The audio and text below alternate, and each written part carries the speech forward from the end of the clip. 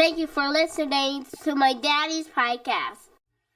Hey, don't let these tears fool you. It's all dog around this mug. I'm good.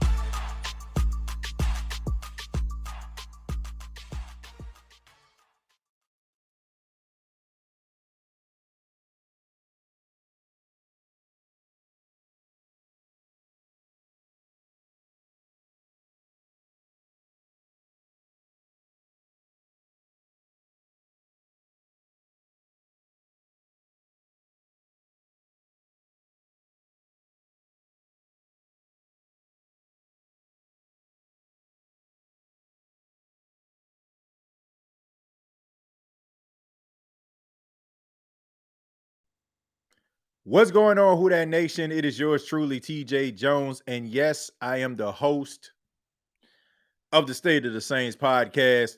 And thank you so much for checking out the State of the Saints podcast, where we talk New Orleans Saints. I know I was muted. I apologize for that. Have a little bit of delay with this platform that I'm using here. So I do apologize for that. I really do appreciate you all for checking out the State of the Saints podcast. And I know it's a little bit late. We're doing this live, but it's the only time I really have the opportunity to do a show. So I apologize that the show is so late. Won't be long, but I did want to talk a little bit about Saints Minicamp Day number 2. Just to give you all some information in regards to that. We're going to be talking about quarterback Jake Haener and offensive lineman Nick Saldiveri. And also, we're going to be taking some of your questions. We're going to try to keep it within 45 minutes to an hour this episode. So if you have any questions or if you want to donate to the show or anything like that, make sure that you go ahead and put those comments.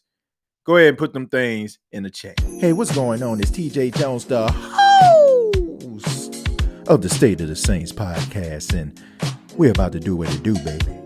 You probably have something to say about the black and gold that's burning hard in your soul. Take those fingers, give them the working. Put them comments in the chat. Put those comments, put them in the chat. All you got to do is go ahead and put them things in the chat. I want to hear what you got to say. I want to hear from you. Talk to me and not so bad. Oh, you ain't got to worry about it. All you got to do is talk to me. I talk back to you now. Put those comments, put them in the chat. All you got to do is put them comments in the chat. I want to hear what you got to say. I want to hear from you. Talk to me and not so bad. Talk to me. I guarantee you. I'm going to talk right back to you. Nice.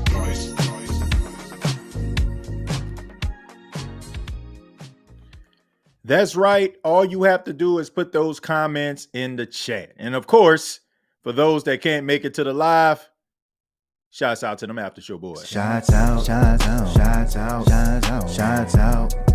them after show boys. Shouts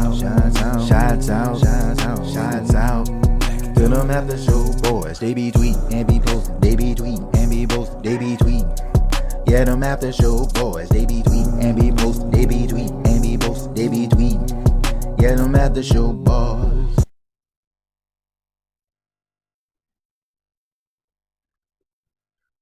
Yeah, shouts out to all the after show boys and after show girls out there. Once again, I apologize if I'm talking over the song. I mean, I don't know what the heck going on. I think I'm going to have to update this software. And I do apologize for that. But anyway, shouts out to the after show boys, after show girls. Let's go ahead and get into it. Talk a little bit about Saints Minicamp Day number 2. The New Orleans Saints got at it again. Head coach Dennis Allen talked to the media for about 17 minutes. I'll just go ahead and paraphrase like some of the things because I'm kind of concerned about that delay with the video. I did have some clips that I wanted to show, but a little bit of a delay. So I'll try to do my best. 17 minutes, the media talked to head coach Dennis Allen. He talked about Nick Saldiveri, which we'll get into a little bit later in the podcast, talked about him getting those first team reps. And although Nick Saldiveri is getting those first team reps, he's still looking for Ali Udoh to maybe compete for that guard position. Now, the Saints did sign Ali Udoh in the offseason, coming from the Minnesota Vikings, but he's been dealing with injuries. But this is a great opportunity for a young kid like Nick Saldiveri, second-year player out of Old Dominion. He was drafted, I believe, in like the 4th round last season. And, he did play in spurts, did get opportunity to hit the field. But I'm pretty sure he's on cloud 9, coming from a Sun Belt Conference school. I know Old Dominion pretty well. Me covering Coastal Carolina, got opportunity to see them play Old Dominion last season. But, Nick Saldiveri is a guy that fits that new mold that the New Orleans Saints are looking for when it comes to offensive linemen. They're looking for that athletic lineman, that guy that can be able to move a little bit, especially with the New Orleans Saints switching over from that West Coast offense that they ran for about 20 years to the wide zone. So with that, you need athletic offensive linemen, and he checks all the boxes. Dennis Allen also talked about A.T. Perry. Talking about A.T. Perry, the question was asked about his development. And, Dennis Allen did talk about it being a mixed bag, some highs and some lows, but it does come with the fact of being a rookie, being inexperienced, not really understanding the game. But, I expect A.T. Perry to have a solid season. We have to look at the wide receiver position. The New Orleans Saints are trying to add some guys to the room. Russell Gage, I believe, tried out for the team. You got Cedric Wilson out there. You got Stanley Morgan out there. You got, of course, Rashid Shaheed, Chris Olave as well. And you also have Bud Means, the rookie that came out of Pittsburgh, also Louisiana Tech. He spent a few years there as well. So when you look at this wide receiver room, the Saints are trying to restructure this and change it around. This is a very young wide receiver room. And if A.T. Perry can get on board and be that number 3 receiver, this is a great opportunity and a great thing for the New Orleans Saints, because you have homegrown guys in Olave, Shaheed, and then A.T. Perry that can be able to be your starting wide receivers. Now, I'm pretty sure that a lot of these guys are probably going to still be on the team, like Stanley Morgan. I look for him to be mostly that special teams guy, because he did a really good job in Cincinnati with the special teams role that he was in. Cedric Wilson, to me, he just needs opportunities. I don't want people to take a look at Cedric Wilson as a Dolphin. I mean, when you have Jalen Waddle out there and you got Tyreek Hill, I mean, you got those two dynamic wide receivers, the pass catching is going to come few and far in between coming your way. I encourage everybody to look at Cedric Wilson when he played for the Dallas Cowboys, when he was out there balling out and losing his freaking mind, and the reason why he got paid in Miami, why he left the Dallas Cowboys in the first place. Cedric Wilson, to me, just needs that opportunity. It's almost, to me, he's like the wide receiver version of Latavius Murray. A guy who is never the bride, always the bridesmaid. People are always looking for him just to carry the rock, but they don't want to give him that number 1 spot. Cedric Wilson, to me, fills that role. I'm not saying he's a number 1 receiver, but if he's in your rotation, he can do some damage. He's a talented wide receiver, but A.T. Perry is talented as well. The inconsistency, that's not a shock to me, because I think that's the reason why he fell to the 6th round coming out of Wake Forest. If you look at all the statistics at Wake Forest, I mean, he has them all. He has records. He catches the ball really well, but there's the inconsistency, right? There's a play where he'll do like a Randy Moss type catch, right? He'll straight moss somebody. And then the next play, it'll be a wide receiver screen. He just drops it, So there's some inconsistency there. But I think this is one of those situations where you have a guy that can turn it on when it's time to turn it on. Because when A.T. Perry is out there and the Saints need plays to be made, when they throw it his way, he makes those plays. So could be one of those situations where a guy looks better in a game than in practice. The reverse Brandon Coleman thing, right? Brandon Coleman, the wide receiver that played for the Saints a few years ago, looked great in practice and training camp. But when the game was on the line, he was nowhere to be found. I mean, he found a little bit of success when it came to the red zone. I was shocked that the New Orleans Saints didn't bring him in a room and talk to him and say, hey, Brandon, think you can put on maybe 10 or 15 pounds and we move you to tight end. Now, I thought that because he became a red zone threat towards the tail end of his Saints career. But what you might have in A.T. Perry is the reverse Brandon Coleman thing, where he actually plays well in a game, but maybe it doesn't show you what you need to see. But this is not a good thing because you're not one of those draft picks that the Saints got high. You're a 6th-round pick. So you have to not only show it in a game, you have to also have to show it on the practice field as well. I got a lot of confidence in A.T. Perry. I think that he will be able to perform. But let me go ahead and read some of your comments, and we'll go from there. And once again, if you're new to the channel, thank you very much for stopping by. I ask that you subscribe to the channel. Make sure that you are part of that number. We're a very interactive podcast here. If you want to donate to the State of the Saints podcast, you can do so by super chats. But let's go ahead and get into it. Start with Jerry. Jerry says, don't let them Falcon fans keep you muted, TJ.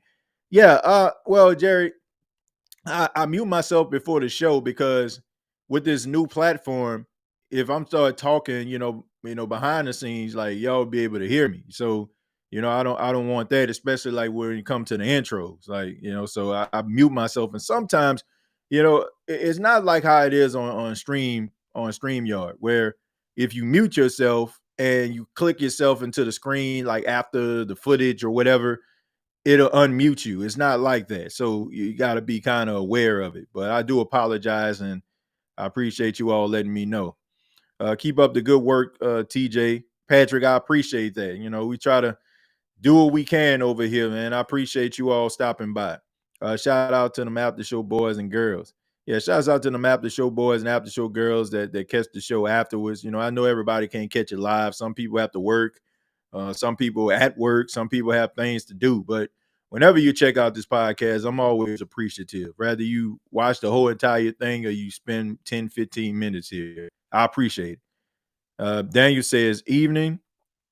And Jared says it's all good, TJ. Yeah, I appreciate that, man. Look, like I said, man, we're always going to have some little technical issues from time to time, but, we get it together. We make it work.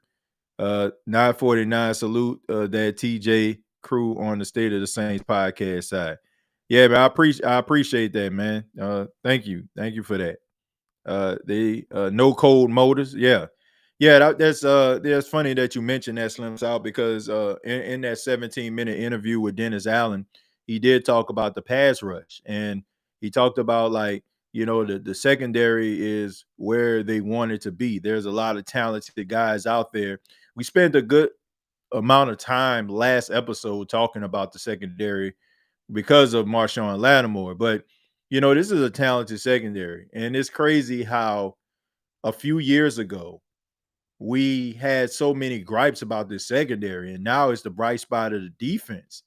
And now we're looking for the front four to be able to catch up with this secondary. I mean, the secondary, the reason why we talk so highly of them is because of the same issue that we've been talking about. It's the lack of pass rush and the fact that those guys can actually cover as long as they can to be able to force those those 3 and outs or get off the field on third down. That's pretty damn impressive. But this front four, they have got to pick up the slack. I don't know who it's going to be. You signed Chase Young to the 1-year deal. He's coming off of neck surgery. Don't know how that's going to affect him. I expect for him to be an integral part of the defensive line. You pay Carl Granderson, right? You paid Carl Granderson because you didn't want to make the Trey Hendrickson mistake, letting him walk away. So, you're looking at Carl Granderson. You expect for him to be able to be a part of that pass rush. Peyton Turner, you drafted him in the first round. He just had so much bad luck throughout his professional career, can't stay on the field. And then you have Isaiah Foskey, where you have a guy who is talented, athletic, but, he doesn't know how to turn it on from time to time. So it's a tough issue to have. And, I know some people are probably wondering to themselves, like, why didn't I mention Cam Jordan? It's because when I look at Cam Jordan these days, I'm not disrespecting Cam Jordan in any way, but I don't look at Cam Jordan to be that dominant defensive end. I mean, at 34 years of age, I'm not expecting for Cam Jordan to be what he was in 2017, 2008.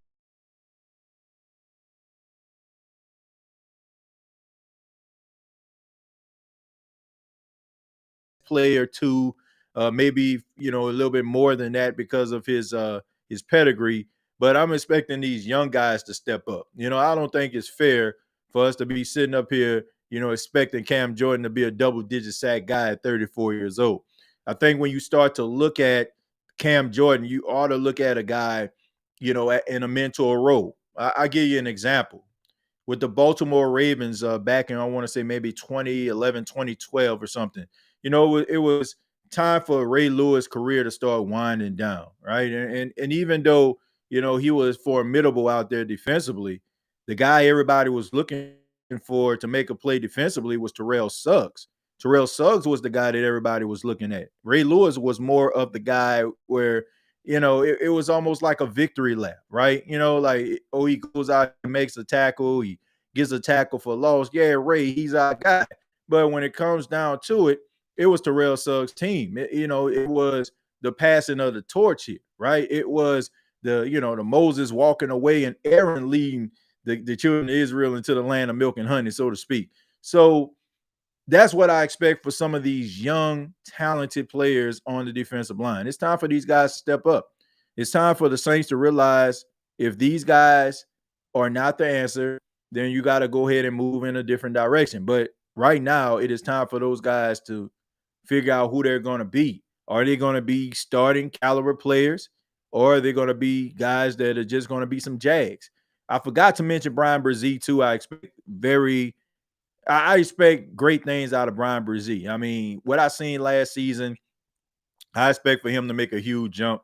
I expect for him to probably be the best player on the defensive line based on how he performed last season, the energy that he brung, and his athleticism. So you have some talented young players. It's just time for those guys to step up.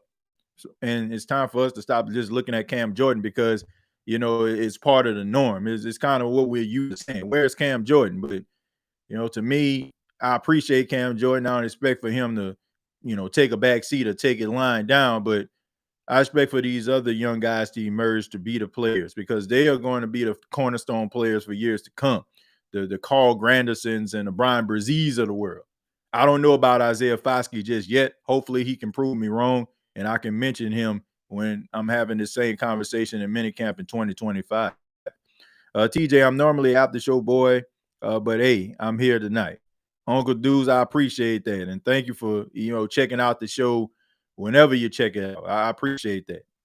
Alfred says, last year, our defense put us in a position to cash in on a touchdown. So if we can actually cash in, do you think that makes us a playoff team? Alfred, look, I don't think that the Saints in the NFC are that far away from being a playoff team. Now, if you're talking about a championship caliber team, that's a whole nother conversation, Alfred. But when you look at the NFC, it's not murderer's row. It's just not. Like, I know we have this perception of who the New Orleans Saints are under Dennis Allen, but if you look at some of the teams that we expect to do something in the NFC, there are question marks everywhere.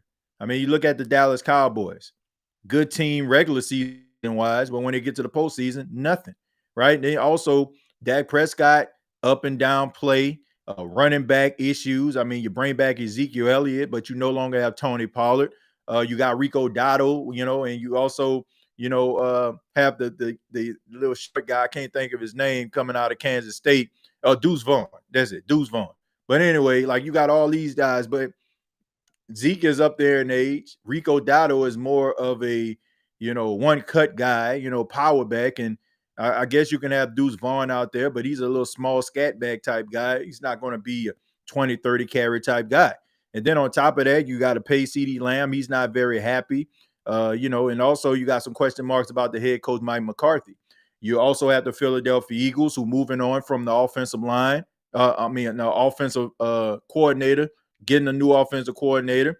People are wondering how instrumental was Nick Sirianni for that Super Bowl run when you start to lose offensive coordinators and they become head coaches like Shane Steichen. Jalen Hurts, is he going through the motions? There were some comments made about, the offense changing and how that can affect him. So those are some of the top teams in the NFC. I mean, the Minnesota Vikings, they were pretty talented. You just paid Justin Jefferson, but you got JJ McCarthy out there, and you have him, and you expect for him to be your starter. You got Sam Darnold as well. You expect for him to kind of compete, but none of those guys are kind of moving the needle. JJ McCarthy is going to have to go out there and try to improve. So what I'm saying is, when you look at the NFC, there are a plethora of issues from some of the top teams that people are expecting to be in the playoffs. The Saints aren't the only team that's going through a transition. The Atlanta Falcons aren't the only team going through a transition. Carolina isn't the only team that's going through a transition to Tampa. All these teams have some issues, and if you can find a way to win the games that people don't expect for you to win, whether it's a field goal, whether you sack somebody in the back of the end zone for a safety, regardless, a win is a win. We don't remember half of the wins that the Saints had. Like, I couldn't tell you how the Saints beat the Colts. I couldn't tell you, even if it was pretty impressive, I couldn't tell you how the Saints beat the Giants. All we know is they won the football game. So if you can find ways to win a football game and get to the playoffs, I mean, it's anybody's game after that. We've seen upsets in the playoffs. We've seen teams that had double-digit wins go down against teams that kind of moonwalk their way into the postseason. So I don't think that when we look at the New Orleans Saints, we can't just sit up here and just say, "Oh man, this is just not going to happen for us. Like, we just doomed." I mean, just look around the NFC. Now, if we were talking about the AFC, then I'll probably be, we're gonna have to take some time. But the NFC, like, I can see the New Orleans Saints in the postseason. I can. Let's see. Kubiak changes everything. Wish we went into last year with a competent OC. The division would have been ours easily. Well, KT, you're probably right. There was some games where the offense let down the team, and it cost the team the game. I think the New Orleans Saints, to me, it's a good thing and a bad thing. The good thing is that they're extremely loyal to the people that they commit to. Ain't nothing wrong with that, right? To give people opportunities, but you also have to take a really good look when people are showing you who they are. And also, to me, when the Saints decided that they wanted to go out here and outsource for an offensive coordinator, and it just seemed like nobody was really fitting that mode, because it seemed like they wanted to keep things the same. I'm talking Dennis Allen's first season as the head coach. It just seemed like, to me, like they just forced the issue with Pete Carmichael. And Pete Carmichael really did not want to be the offensive coordinator. And I just felt like you kind of put yourself in a precarious position, because you have a guy that is not really wholeheartedly into it, kind of had to psych itself up in order to be that for you, right? And I can understand, like, the first year, okay, fine. He didn't want to do it. But second year, I'm looking for a new offensive coordinator. But the issue is the Saints wanted to keep the team the same. They wanted to they wanted to have the infrastructure exactly the same. But I just think that they took Sean Payton and what he brought to the table for granted. Like, if Pete Carmichael would have ran this offense without a hiccup in any way, shape, or form, you probably would have to wonder to yourself, like, how special is Sean Payton if anybody can run his offense? But I think we have an understanding of how special Sean Payton was and how much of a role he played in the success of this offense. But now you have to move on. Like, this was the guy who mastered this whole offensive, play sheet in Sean Payton, calling the plays, etc. He's gone. He's no longer there. So it's not going to be the same. Regardless, it's not going to be the same. Like, you cannot sit up here and just say, "Oh man, the wheels are going to keep on turning." Like, people are dynamic for a reason, right? People bring something to the table for a reason, and when you lose them, there's a huge void, because they No, they are no longer there, and you have to figure out how they created like this moment in time. But to me, I just think that they maybe waited a little bit too late to try to change this offense. If they did, if they decided to change it and maybe go to the wide zone, maybe let's just say last year, yeah, I think they will probably find more success, and they'll probably be ahead of the curve in the NFC South. They'll probably be over Tampa. They'll probably be over Atlanta and over Carolina. But the fact that they were so loyal to the same old song and dance, and that dance, was Pete Carmichael and some of those other offensive guys. I think they kind of set themselves back. But I mean, hopefully this is the year where they get it together. Let's see. I know we love instant success, but it usually takes a few years to build your team how you want it. Let's see, been a gradual build up. So I think this is the year we get back to the playoffs. Well, Alfred, look, I hope that you're right. I think what the big issue is, it's not so much that people want instant success. I think people want, I think people just want something that resembles what you once had. And I get what you're saying. Like when you change head coaches and you change players and stuff like that, it's a little bit of a rebuild. But when you start to look at coaches that come in and teams struggle, like let's just say, for example, like D'Amico Ryans, right? D'Amico Ryans comes in from San Francisco, gets signed by the Houston Texans, and all of a sudden they win the division. And then when you see like situations like that, and you wonder to yourself, like, okay, man, Dennis Allen been around his team for I don't know how long, and like he knows where the secret passageways are. He knows where the bodies are buried, so to speak. And now he's in his role. Why is it that he's having a tougher time finding this level of success? And you have guys that have been in successful places, have been in deep runs in the postseason. You have those type of players on your football team. Why is it that you can't get it together to at least make the playoffs when they, over the last couple of years, added a extra seed? So that's the way people are doing it. To be fair or unfair, we evaluate and we measure our teams, ourselves, people up to the things that we see. And when you see D'Amico Ryans out there having instant success, when you see Kevin O'Connell having instant success, taking Minnesota to the playoffs, you see Kevin Stefanski out there in Cleveland, getting Cleveland, knocking on the doors of the playoffs. Almost had him in an AFC championship game if it wasn't for Chad Henning a couple of years ago with a 13-yard scramble. When you see those type of things, you wonder to yourself, why is it that my coach can't find this level of success? So it's a fair question, but it's also a fair statement that you're making. But I think that this year, you definitely got to evaluate and look at Dennis Allen and wonder to yourself, if the Saints can't get it together, is he the right guy for the job? Now, if they win 10 games or 11 games, you can be the biggest Dennis Allen hater. You got to concede that the team is going in the right direction, because he goes from 7 wins to 8 wins.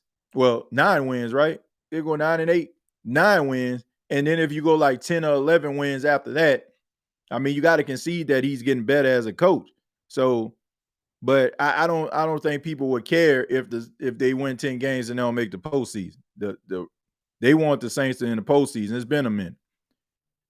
Let's see. I'm looking for the linebacker battle between Pete Warner and Willie Gay, because we love DeMario. He is getting old. Well, look, he may be getting old, but he ain't showing it. I mean, he's still as dynamic and explosive as he's always been. But I get what you're saying, Slim South. Like, you don't want to keep on taking that for granted.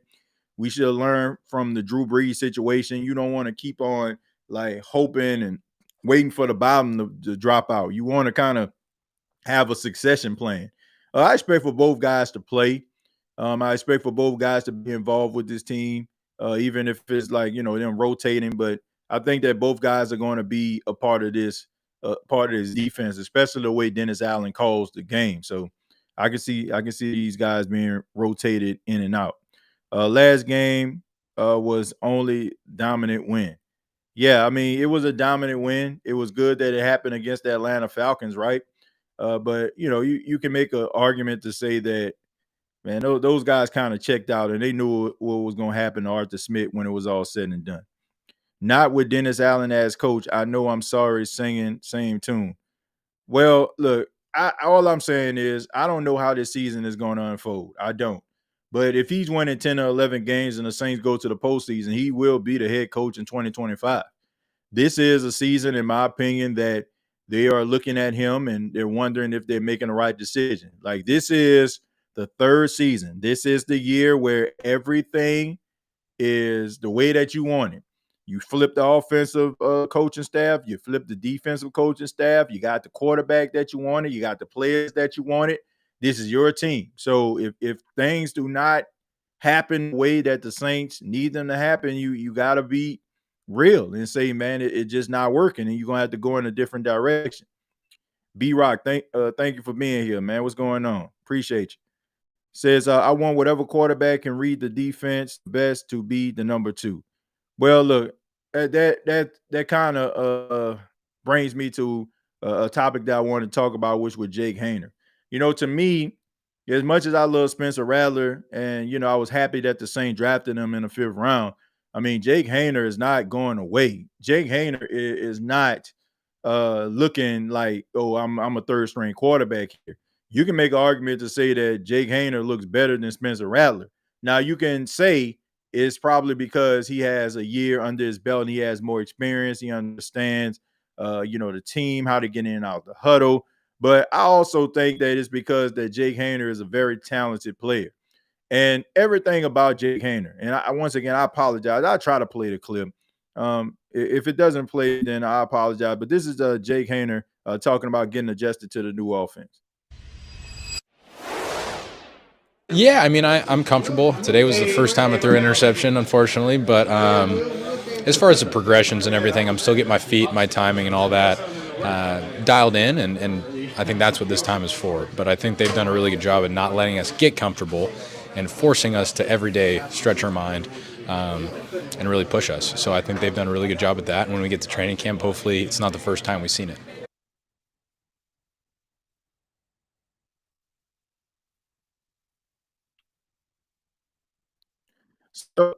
So when you look at Jake Haener, man, this is a confident guy. Like, he's extremely confident.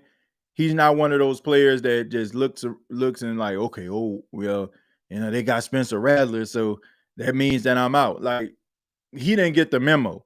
I like this guy's confidence.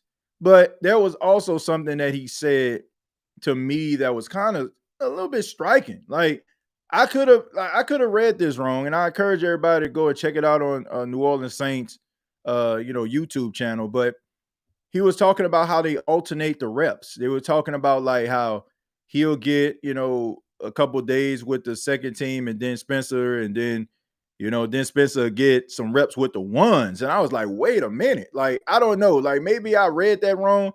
But when he said that, it was kind of like, man, he kind of said it in a way like this some BS, but yeah, I just roll with the punches. So this is a guy that's extremely confident in himself. He threw his first interception at this minicamp, but he's been in and out the huddle.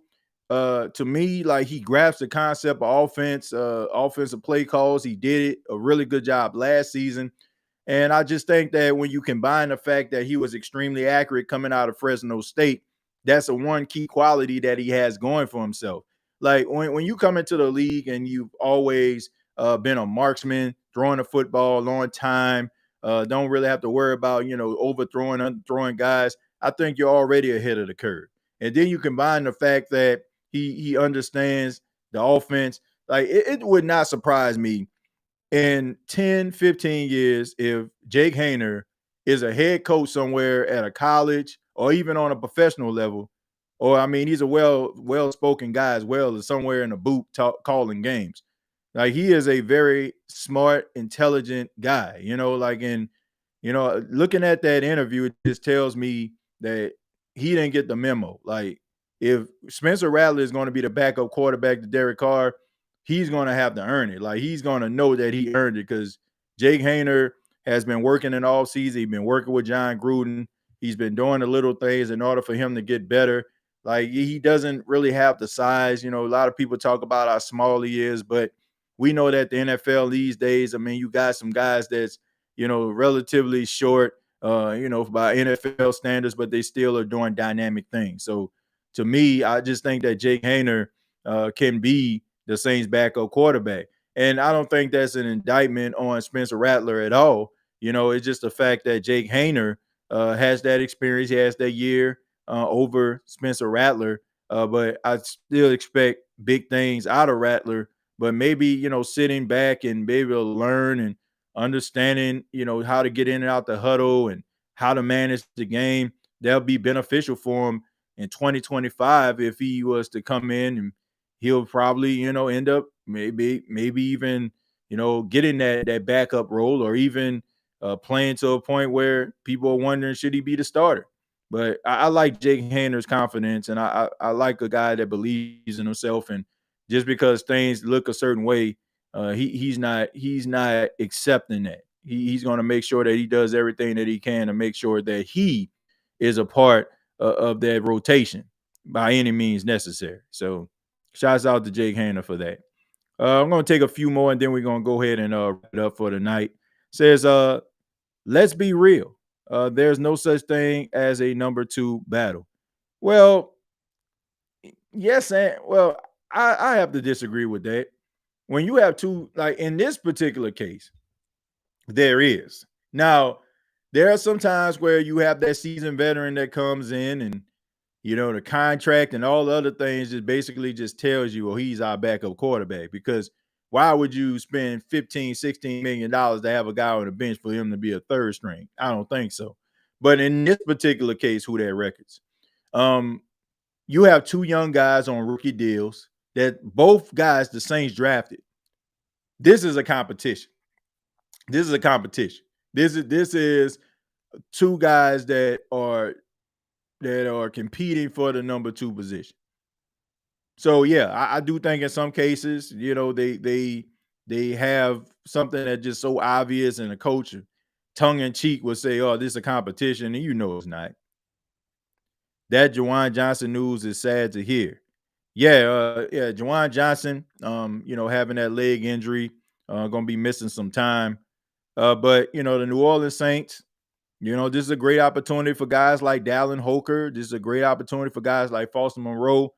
And also it's a great opportunity for, a possible tight end in Sal Cannella, a guy who some of you probably know from the USFL, played for the New Orleans Breakers. He led the UFL this season in touchdown catches with 6. He went to Auburn, very, very talented, player in his own right, always makes the best of those situations. I want to say he got signed by the Seattle Seahawks. Didn't work out. But, anytime I watch the USFL or the XFL, anytime I watched it, man, this dude was always making plays. So this could be one of those things where the Saints actually sign somebody that can actually make some noise. But, this is a great opportunity for a guy like Dallin Holker. A lot of people expect big things out of him coming out of Colorado State. So I'm pretty sure he's going to start getting some of those reps with the first team, second team, alternating with Foster Moreau, and let the best man win, But, Juwan Johnson, yeah, it would be a huge loss for him. It'll be a huge loss. But, this is an opportunity for these other tight ends to be able to step up.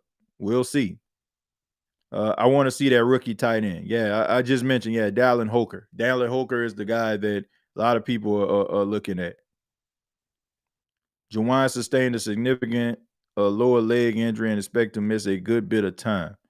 Yeah, I mean, look, that sucks right there. But once again, it's time for those other players to be able to step up. Speaking of stepping up, Nick Saldiveri. Nick Saldiveri has been getting those first team reps with, the first team starting at guard. We know that the New Orleans Saints decided to move on from Andres Pete.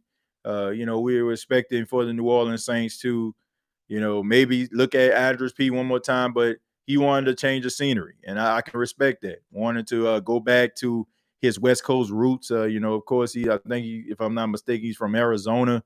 He went to Stanford. So he's back where, he wants to be out there on the West Coast. But this is a great opportunity for Nick Saldiveri to step up.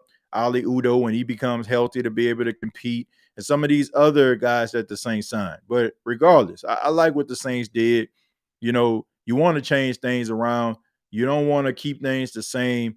And, they stayed true. Like they said, we want to make some changes, and we're going to make some changes. So a lot of different faces on the offensive line.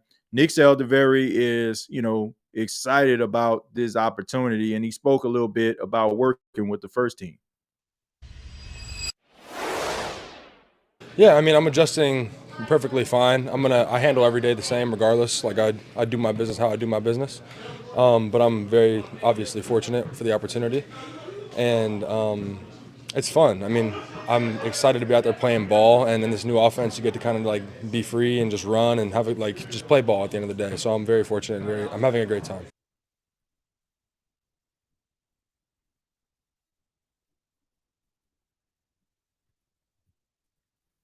So, I mean, he's embracing the opportunity, but you can tell like he wants, this job. I mean, I really need this job. I mean, he needs the job, right? So, and he fits that mold. A super athletic guy, and the way that the wide zone is structured, you definitely need some athletes at the guard position. So this is a great moment for him. The fact that Ali Udo still is rehabbing, still dealing with an injury, this gives him more reps, more opportunities to be able to get better. And the more that he puts on tape in a positive, the more that the team will look at him, and maybe he'll be that starter. And this offensive line is starting to shape up to look pretty credible. I mean, you look at Tallahassee Fulaga, you look at Nick Saldiveri, you know what you got at Eric McCoy, Cesar Ruiz played a little bit better.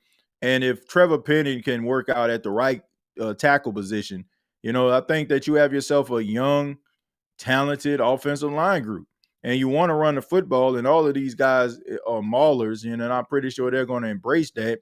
And you also have super athletic offensive linemen all across the board here. So if everything can kind of come together, the Saints can maybe have fixed their offensive line issues instead of, kind of plugging and playing, trying to find a guy that fits a certain mold, and this just does not work out. So the offensive line is definitely something to be looking at this offseason, going into training camp. The competition will be heating up during training camp. There's one more mini camp that the Saints have to do, and then those guys break. And then the next time we see them, we'll be at training camp on the West Coast. So it's going to be exciting. It's a lot of positions that are up for grab for the New Orleans Saints. A lot of positions, and we're going to be talking about each and every one of them as the news come out. I'm excited about that. Let me read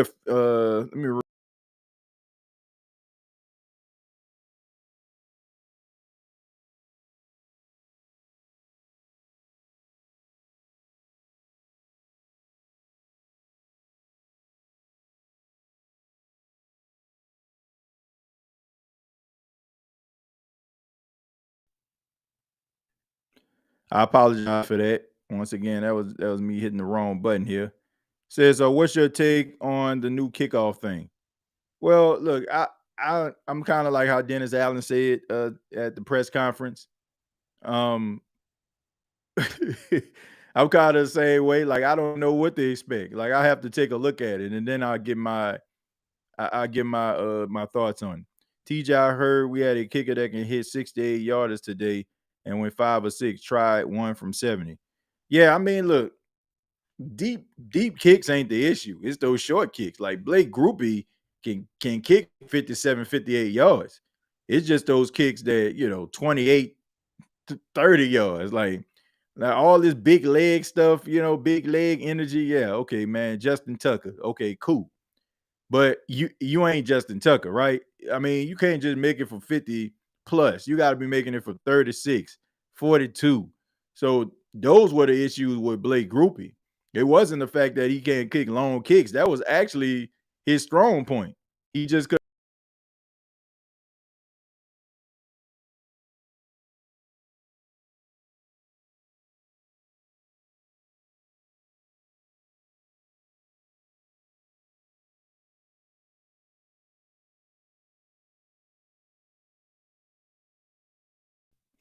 He couldn't make the kicks that were short.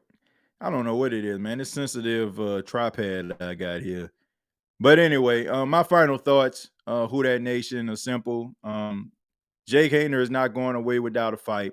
Nick Saldiveri has a golden opportunity, and the Saints need to figure out what they're going to do with this pass rush. Secondary, I'm not concerned about. Linebackers, I'm not concerned about. The front four is something that I'm going to be looking at extremely close. Also going to be looking at the rotation between Spencer Rattler and Jake Haener in training camp. Who is going to win that? To me, based on what Jake Haener talking about, it seems like the Saints they want Spencer Rattler to take that job as the number 2 quarterback. But once again, Jake Haener is not going to go down without a fight. And also, if the Saints do decide that maybe we want to go with Spencer Rattler as the backup, guess what? I mean, if Jake Haener can go out there and perform well in preseason, he'll get picked up by another team. So it's not all ho hum for Jake Haener. But I do expect for him to really compete and make it very, very interesting during training camp.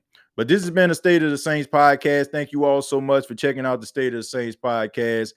You can subscribe to the channel, youtube.com, search the State of the Saints podcast.